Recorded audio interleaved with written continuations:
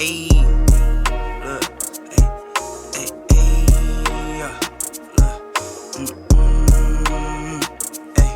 I'm in the lab like Dexter, brand new batch he tested. I'm with all the extras, don't try and bitch, I'm pressure.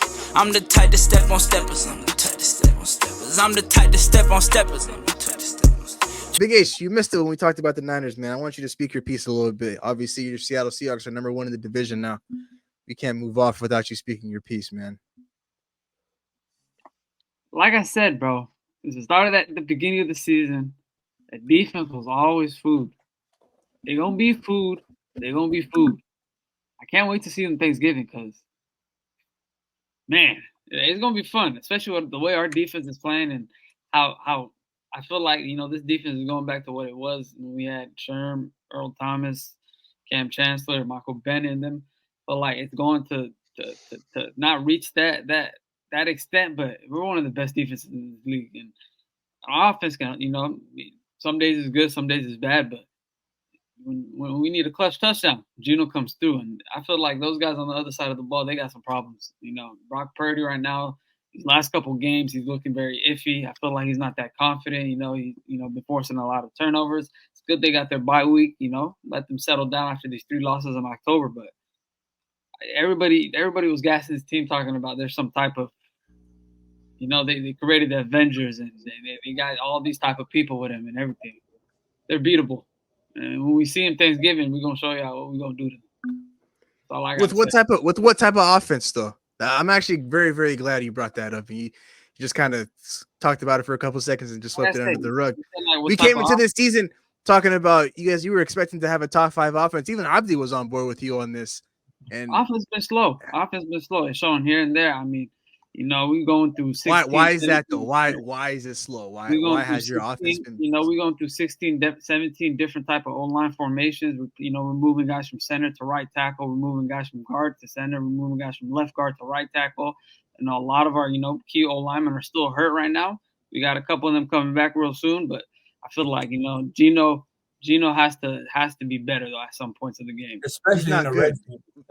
Can we just say he's not good? I mean, you were calling Brock Purdy a top 10 quarterback, but I mean, I'm not going to. Brock Purdy's still better, even though he struggled the last couple of weeks. He's still better. We seen 2 weeks of Brock Purdy and somebody was screaming top 10 quarterback. I mean, 2 weeks of good football is top 10 quarterback. 10 total games in his career, and people are talking about Brock Purdy's a top 10 quarterback. But what the hell happened to the NFL, bro? What happened to my league, man? Wait, Abdi, hear me out. Big Ed, hear me out. Listen, I don't think we should compare Brock Purdy and Geno Smith together. I'm not comparing. Yeah, I don't want to get to Brock Purdy right now. I want to stay on the Seattle top. I'm not comparing the two. I'm saying this. I kind of know where you're gonna get at. Continue. Can we stay on Seattle, please? Yeah, I feel like Seattle's 5-2, and I don't take no credit away from them. It's not surprising at all because you guys got a guru of a coach, it's Pete Carroll. But I think that besides the O-line situation, you guys are not scoring in the red zone. You guys are banking on Kenneth Walker to get you guys there when Kenneth Walker drove you guys there. That leads to my question, actually. I'm going to ask you this. No, I'm going to ask you this. It's going to lead to what you're saying, though. What skill player is not showing up for them that you're thinking of? We know who, man. It's DK Metcalf. It's DK Metcalf. The day he got drafted. Hold on, Big A. I'm gonna let you rap too. But the thing about DK Metcalf, continue. Hold on, continue. I'm not gonna say I dislike him, but I don't like nothing about him when it comes to him on the football field. You are physically gifted with size, stature, and everything, but you cannot play as an elite quarterback. As a dude that big, you cannot make those, those type of plays that those I'm always open wide receiver players make. Those Jamar Chase, 2 people over the top, AJ Brown, Tyreek Hill. There's a bunch I can go on, but this is not about DK Metcalf. It's about them scoring in the red zone. You guys drafted a rookie, first round, 20th pick. He was the first rookie off the board, if I'm not mistaken, right? First rookie wide receiver. First rookie wide receiver. And you guys cannot incorporate him into the offense the way y'all should. That means you guys did not focus on the offense as much, or you guys aren't giving the offense as much attention as it needs. You know what I'm saying? Plug and play, yeah. it's a lot of plug and play. Bro, I really think the biggest issue is this force feeding a DK so he doesn't cry later on. I really like the guy. He got 9. How many targets did he get to start off the game? What, 9 targets? Follow Kenneth Walker, we win every game. We go away from the run game. How many targets did DK get to start off the game? I think it was almost like 9 targets in that first half or something like that. Like I feel like previous game against the Browns. This last game that you guys just played right now. He had like 6 or 7 in the first half.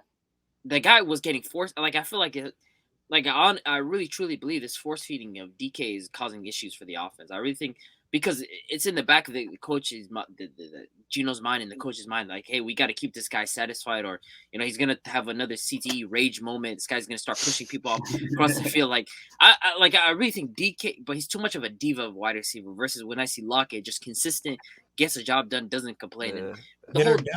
And the whole JSN situation, it's an issue because it just ties back into the offensive line and your guys' efficiency when you guys are in 13 personnel, you're in personnel where it's 2 tight ends and 2 wide receivers or any other personnel any other personnel where Jason can't be in. I think that's been your most efficient type of plays, and so it works both ways. Like you guys can't have him out there because your offensive line can't block it and give Geno enough time to get him open, and on top of that, he can't be out there because you need those tight ends to be blocking. So I feel like, but this last touchdown that he got, I mean, that's just a huge boost, for a rookie wide receiver. So, I'm hoping to see more from him. For us, these last 2 weeks, he's being more implemented into the offense, especially with the week 1 with DK, sat out injured. I think like 5 catches, 66 yards and a touchdown. Then last week, big game winning touchdown drive for us. Him coming up with that touchdown, got to pay DK his respect. He made a big block in the end zone there. So for me, DK in the tantrums, and it's too late for us to cut him. We paid this guy big bucks. We're gonna have to deal with it. It's gonna come with the attitude and everything. He just got to get straight and focus on it. But the offense, I feel like the way we we're supposed to run the ball, we're not running the ball with Kenneth Walker. I feel like we give Kenneth Walker his touches. It worked early on in the season. He started off hot, and these last couple of weeks, his touches been just going down. It's just going down. We're trusting Geno to throw the ball a lot more, which puts him in a position to throw more turnovers. This week, two interceptions. The week before, he had interceptions. So I feel like us stepping away from the run game kind of sets up the offense to just go on a one way where it's try to target DK, or they're gonna double team Lockett, or try to find your tight ends in those type of personnel sets where they're blocking, or it's a play action play and just get a 5-yard dump off the tight end. So for us, I feel like the run game opens up the bigger play action plays. It opens up, the deep ball more. It opens up, finding DK down there, finding Tyler Lockett down there. I feel like that's what we're missing. We're one of the best play action teams last year. Right this year, I feel like we can find DK down there. We're one of the worst play action teams. I think the jury's still out for you guys' offense. I mean, you guys had that spark last year, and obviously, I'm not worried. Which was a fluke. It was a fluke. It was a fluke of the year. Right, the same guy said Seattle's going to have one of the worst defenses. I mean, he's not going to speak about that again. Though, and it's crazy. It's crazy. It's the opposite now. Your defense is amazing, but your offense can't do nothing. Offense is not one of the worst offenses in the league, though. But that's what you would want, though. A great defense. Your offense has taken a huge progression from last year. In the league, though. Our offense is not one of the worst offenses in the league. It's not one of the worst, but you're still like 15 in regression right now. A little regression from last year, but it's not worse though. It's not a little regression. You're not going to speak. You're not going to speak about what you said about our defense at the beginning of the year. Like right now, you guys are like middle of the pack. One of the worst last year, you guys were like top 10.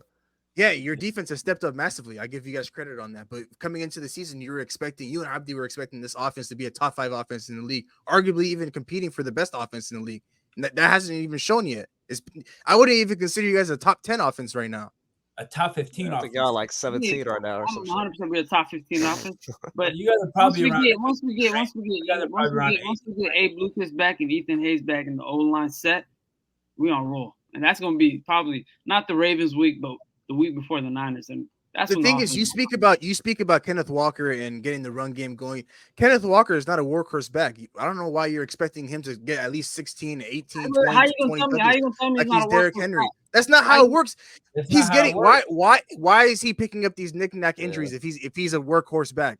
They got Derrick Henry doesn't get hurt. CMC, he's injury prone, but he's been healthy so far, and the Niners have been running him to the ground. 17 straight weeks of him scoring a touchdown. That's not who Kenneth Walker is. He can't. All those touches he can't. Kenneth Walker is a physical back. Kenneth Walker is a physical back. You have your number one back. You're not going to give him more than 15 carries. What are you talking about? You got to There's a reason why. He only got eight 8 carries, by the way. There's a reason why you gave him 8 touches, bro. You gave him 8 touches this past week. If you're on the field, you're not hurt. We're not going with that card. If somebody's on the field, why did he get 8 touches then? Why did he get 8 touches? Like I said, we're going away from the run offense like we did the week before. And the week before that, it's been 3 weeks in a row. Has he been hurt for 3 weeks in a row? Are you telling me he's been injured for 3 weeks in a row? He's been dealing with injuries for these last couple of weeks. He's always on the injury report. Is he not? Is he not on the injury report? Take him off the injury report and he plays. Yes or no? But during the week, is he on the injury report? Yes or no? People go through the injury report and end up playing, but they're still dealing with Thursday. He's not on Thursday. He's not on the injury report. Yes or no? That's Thursday. He didn't even practice on Thursday. What are you talking about? He didn't practice. He barely practiced on Friday. Wait. So I don't get it. Are you trying to say Kenneth Walker is not a workhorse back?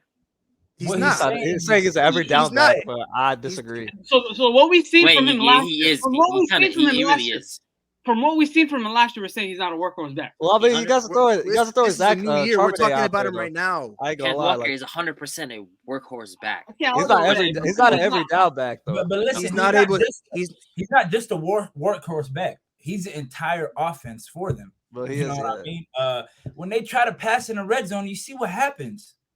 They don't have an elite wide receiver. Tyler Lockett's on his way out. I'm serious. His offense is disgusting. Like, and I love Seattle. What about DK? Like, what did DK do? I was told Jason that he was the best rookie receiver coming out of the draft. What I'm here to talk about is a player that I'm a fan of. Kind of messing him up, though. Listen. I'm here to talk about a player that I'm a fan of, which is Kenneth Walker, right? Kenneth Walker is being overused. That's why, back to what Yahya was saying, that he's picking up these little injuries because it's wear and tear. He had 8 carries yesterday, though, or Sunday. And you don't think the coaches know that? Like, the coaches are doing that for a reason. But Zach Charbonnet had 5, so it's like he's not an every down back. But they're not running the ball simple. That's what they don't see. You don't use Kenneth Walker, right? They don't use the backup. So what's the issue? Right. Quiet. Against Arizona, he was a fucking workhorse. 26 carries. Yeah, there we go. Against Arizona. And he had 26 touches. The following week, he ends up on the injury report. Doesn't practice throughout the week. Probably practices and limited on a Friday. Shit happens. Ends up suiting up on a Sunday. 8 touches. I'm telling you, it's not.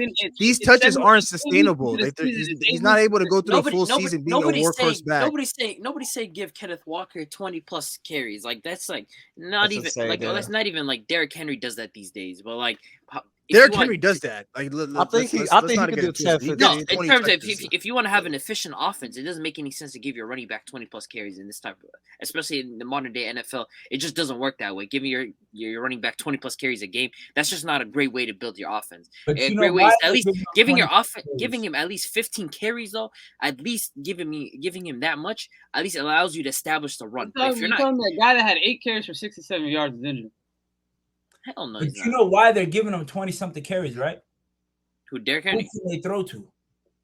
No, but I'm saying even then, like if you want to build an efficient offense, Zach Bobo. Listen, why do you think Joe Mixon doesn't get as much carries? He's not that good. That's why. Not only he had a solid game. He got a lot of weapons. He got a lot of weapons. Joe Mixon's not that good either.